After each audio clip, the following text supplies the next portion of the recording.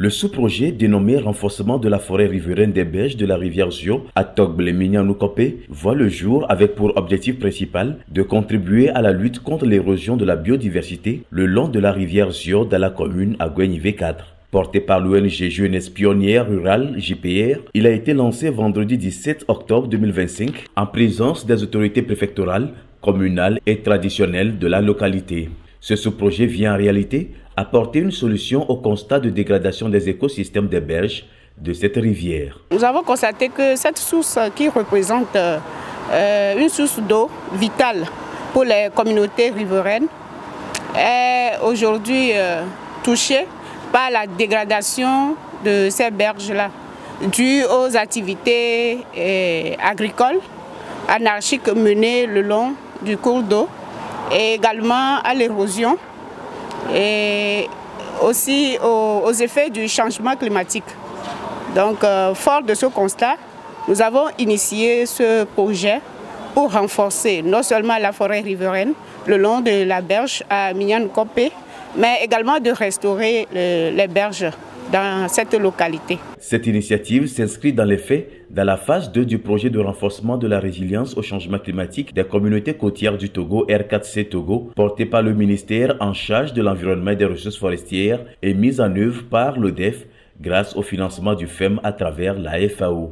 Plusieurs activités sont prévues dans sa mise en œuvre. Nous aurons à reboiser les berges sur 4 hectares avec 4500 plants, notamment le Kaya sénégalensis, le Kola gigantea et le Terminalia superba.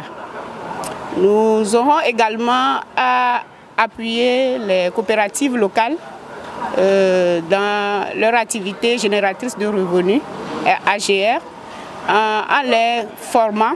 Il y aura un atelier de renforcement de capacité en gestion durable des terres et gestion rationnelle des intrants agricoles. Ainsi, sur l'aspect amélioration des conditions de vie socio-économique des populations riveraines, des coopératives de maraîchers bénéficiaires de ce sous-projet sont repartis de cette cérémonie avec le matériel nécessaire pour tirer meilleur profit de leur activité génératrice de revenus. Je suis très heureuse d'avoir reçu ces dons. C'est une bonne initiative parce qu'il y a les temps de l'inondation là, nos produits là, nos champs là sont tous inondés et on a de difficultés à avoir accès à nos champs et le fleuve aussi gâte nos produits que nous cultivons.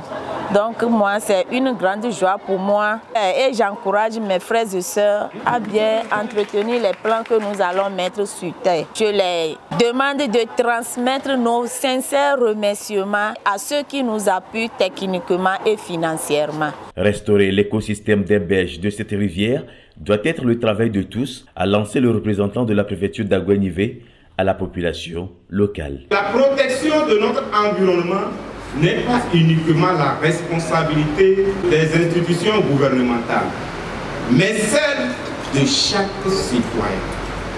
Chacun de nous a un rôle à jouer dans la défense de notre planète et la préservation de notre patrimoine naturel.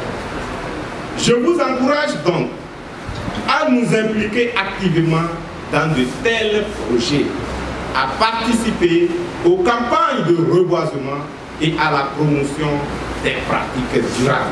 Pour la pleine réussite des activités à mener sur le terrain, un mécanisme de suivi est mis en place. Nous aurons à mener le suivi de façon participative. Ensemble avec la communauté riveraine, nous ferons un calendrier de suivi régulier sur les activités de reboisement où ils auront à donner leur avis sur l'avancement du projet.